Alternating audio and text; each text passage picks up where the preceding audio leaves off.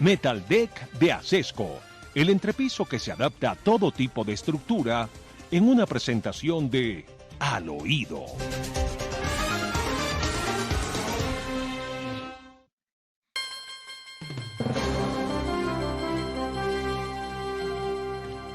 Bueno, le contamos al oído, querido amigo, que si se cumple lo que está previsto dentro de un cuarto de hora o cosa por el estilo, saldrá con destino a los Estados Unidos para que responda a la justicia americana el señor Álvaro Córdoba. Esa es una noticia muy importante por lo que el sujeto represente, pues un mafioso más o menos. Es por su hermana, Piedad Córdoba. ¿Qué dice ella? ¿Ha habido Piedad alguna Córdoba, declaración al respecto? doctor Fernando Piedad Córdoba, que ha guardado silencio en las últimas horas respecto de la situación de su hermano, quien recordemos que fue capturado en Colombia el 4 de febrero del año 2022 en Medellín, en el barrio El Poblado, y que vino dilatando su tema de extradición a través de recursos y demás para hacerle el quite al requerimiento que le hace una corte distrital de los Estados Unidos para el Distrito del Sur de Nueva York, con delitos relacionados, por supuesto, con el tráfico ilícito de drogas. Y ya se había planteado que esa extradición tenía que producirse antes del 22 de enero y por fin ya hemos visto la boleta que expide el IMPEC, donde está reseñado que será a las 7 de la mañana cuando deba ser trasladado en un avión de la DEA a ese país. Por ahora, la senadora del Pacto Histórico, porque pues ella es de las personas que entró en las listas que Gustavo Petro conformó, ha guardado silencio. Vamos a ver qué reacción resulta más tarde seguramente y obligada, porque pues cómo va a guardar silencio ante este hecho. Muy bien. Este gobierno da unas declaraciones que lo dejan a uno sorprendido, porque al ministro de Defensa le preguntan por qué las FARC pueden ejercer patrullaje en distintos pueblos y en distintos lugares de Colombia, tranquilamente a la luz del día, con su brazalete, haciendo ostentación de su brazalete y de sus armas.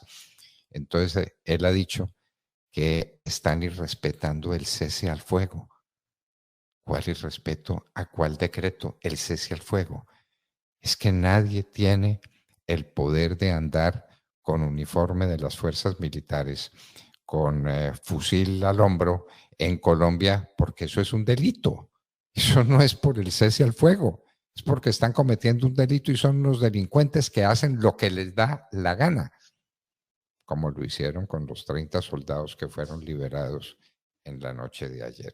¿Cómo le parece? Esa Es fue que la están. única explicación que dio el ministro de la Defensa en las últimas horas, a quien han estado llamando para que explique las acusaciones muy graves que le hacen desde Guatemala en el proceso de investigación que se adelanta por presuntos acuerdos a los que habría llegado y habría interferido con la justicia de ese país con Odebrecht.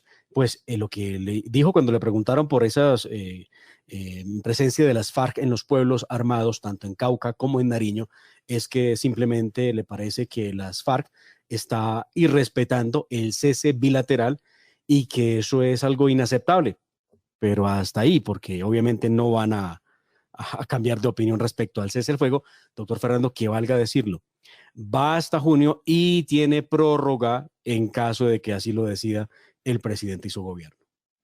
Bueno, lo consultaron o no consultaron con las FARC, porque ya el ELN dijo mentiras. A nosotros no nos han dicho nada, ese es el fuego. Y están reunidos en Venezuela y parece que hoy va a haber declaraciones entre semejantes partes tan importantes del gobierno nacional y unos bandidos riquísimos, que son los del ELN. A la gente se le olvidó que esos que patrullan en las calles y que esos que son de las FARC y de las disidencias y son de los hombres más ricos de Colombia. Se nos Del olvidó ese mundo. pequeño caso El del mundo. mundo, Recuerde del usted mundo. que la revista Forbes lo ubicaba a las FARC como el cuarto grupo terrorista más rico del mundo, al lado de Hamas, al lado de Estado Islámico, ahí al Pero lado eso de es, ellos. pero eso hace un tiempo, eso hace un tiempo. Hoy con toda seguridad es el más rico del mundo, el más rico del mundo. Sobre eso no tenga duda ninguna. Las FARC son el movimiento, o los narcotraficantes colombianos, son el movimiento ilegal, ilegítimo, más rico del mundo. Estamos hablando de ricos ultra ricos, porque el presidente Petro habla muy mal de los 4 riquitos que hay en Colombia, refiriéndose a la gente que con su trabajo, con su talento, con su dedicación, durante años y a veces durante generaciones han logrado acumular algún capital. Nada parecido a lo que consiguen con una coronada de cocaína estos bandidos de las FARC.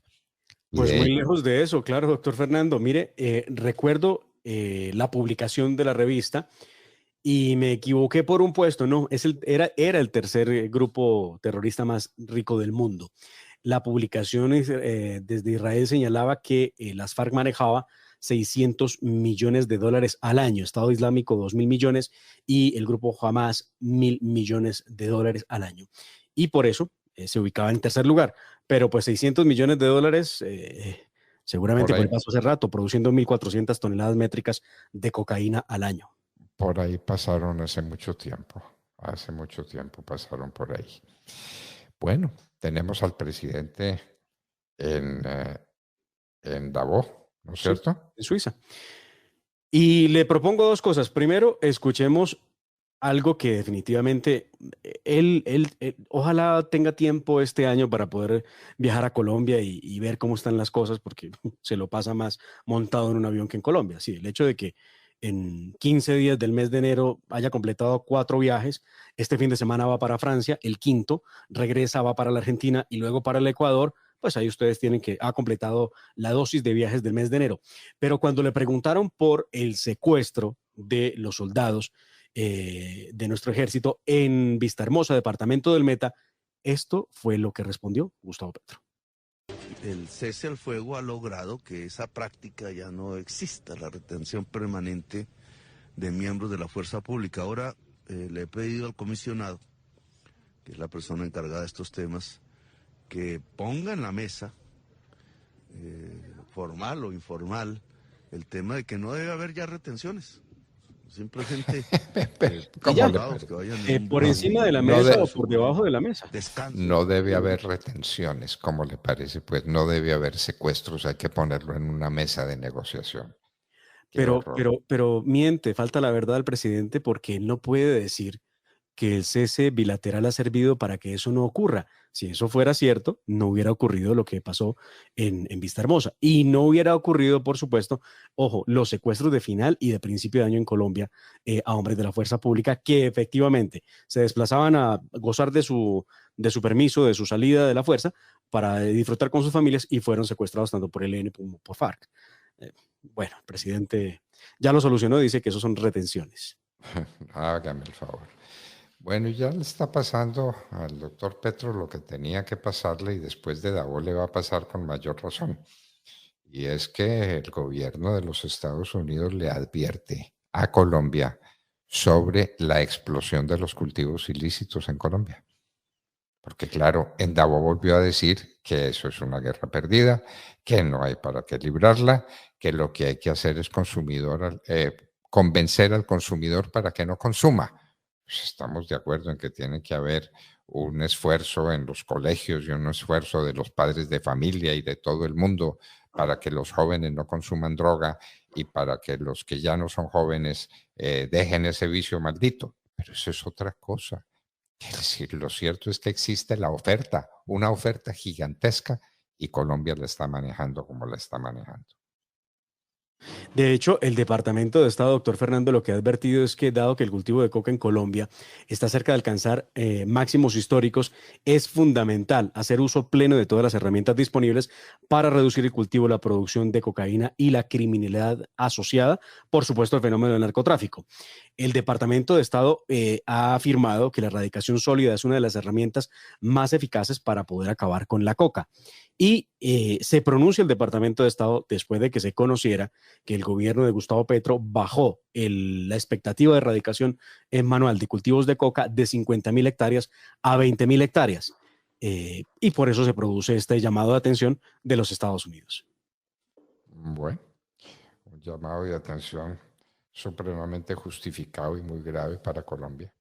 Muy grave. Pero Petro volvió a decir en Davos que esa es una guerra perdida, que para qué librarla, que no hay que trabajar para limitar la cantidad de coca que se está produciendo, sino hay que trabajar para evitar que el consumidor consuma. Es decir, con medidas educativas y con campañas en contra de la cocaína y de la drogadicción. Pero por favor, pero por favor. Sin soluciones a la vista, porque bueno, igual el tema del narcotráfico a él no importa. Recuerde usted que en el Catatumbo, en la asamblea de cocaleros, dejó el mensaje claro de que podían seguir sembrando coca mientras encontraba un cultivo sustituto que lograra darles la misma rentabilidad. Eso significa $150 el gramo de lo que produzcan. Y ese fue el mensaje que dejó.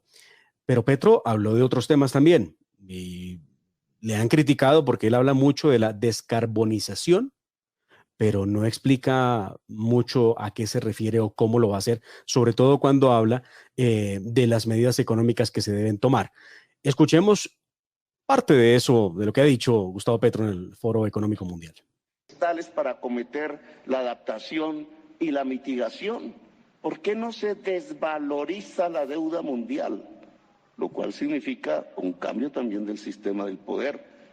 ¿Por qué existen paraísos fiscales en este momento cuando eso debilita la financiación de la transición energética, por ejemplo? Estos temas que abordaría un capitalismo descarbonizado hoy no están en la discusión. Y sobre eso giró su intervención. Gustavo Petro estará, doctor Fernando, por supuesto, hoy jueves, mañana viernes, muy probablemente ya entre mañana o el sábado viaje a Francia a otra serie de reuniones de las que poco hemos sabido que hará en Francia. Y bueno, también tenemos que comentarles respecto de lo que ha ocurrido en las últimas horas en materia de temas políticos, doctor Fernando, que aunque el presidente se encuentra en Davos, Suiza, en Colombia las cosas siguen moviéndose.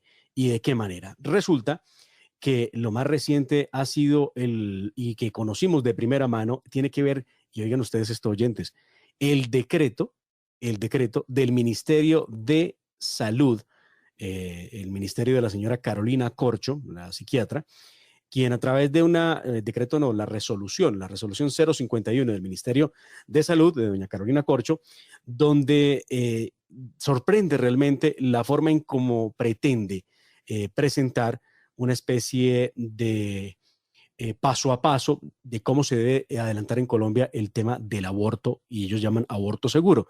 Y concordamos con nuestros oyentes, algunos que han expresado que no existe aborto seguro. Y les voy a comentar un poco de lo que significa esa resolución, la 051 del Ministerio de Salud. No es la primera vez que intentan, doctor Fernando, arreglar o reglamentar una sentencia mediante una resolución en Colombia. Esto ya había ocurrido en el gobierno Duque y ahora vuelve a ocurrir. El Consejo de Estado ya había determinado que el Ejecutivo no puede reglamentar una sentencia de la Corte Constitucional como lo pretenden ahora mismo a través de una simple resolución. Lo expresó en un fallo que anuló el decreto 044 del 2006, que reglamentaba en aquel entonces la sentencia C355 del 2006. La Corte, recuerde usted, en esa sentencia había despenalizado el aborto en 3 causales. Ahora, es el Congreso de la República el que debe reglamentar las medidas como esta y no, por supuesto, una resolución del Ejecutivo del doctor Gustavo Petro. El asesinato de un niño que está por nacer no puede seguir siendo visto como si fuera un derecho. Pues no existe el derecho a matar.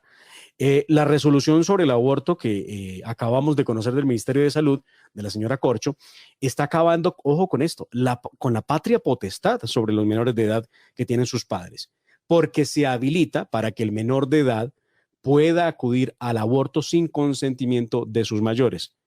A los menores se les prohíbe fumar, se les prohíbe embriagarse, pero vean ustedes, se les va a permitir abortar.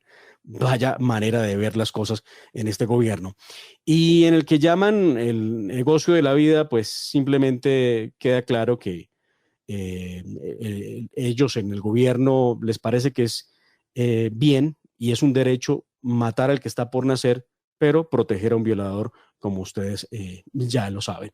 Ahora, el otro asunto que viene dentro de esta resolución que me ha parecido traída de los cabellos Es que, vean ustedes, resulta que han determinado en la misma resolución, este es el artículo, a ver, el artículo 6, y su primer parágrafo dice lo siguiente: para efectos de la presente resolución, el término mujer incluye niñas y adolescentes y el término personas gestantes incluye a toda persona con capacidad biológica de quedar en embarazo y atravesar el proceso de gestación, lo que abarca, oigan ustedes, hombres transgénero, transmasculinidades, personas no binarias o personas intersexuales, sin excluir otras identidades de género con las cuales la persona se autorreconozca.